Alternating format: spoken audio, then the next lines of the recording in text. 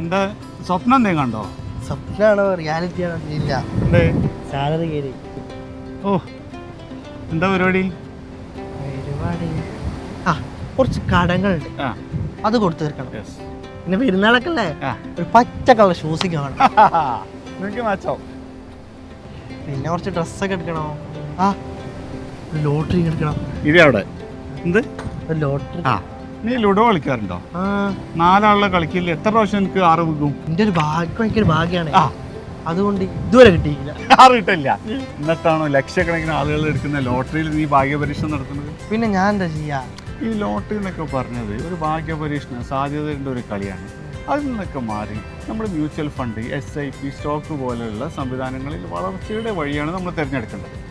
ഒക്കെ ശരിയാണ് സാർ, പക്ഷെ ലൈഫാകുമ്പോൾ ഒരു എക്സൈറ്റ്മെന്റ് ഒക്കെ വേണ്ടേ?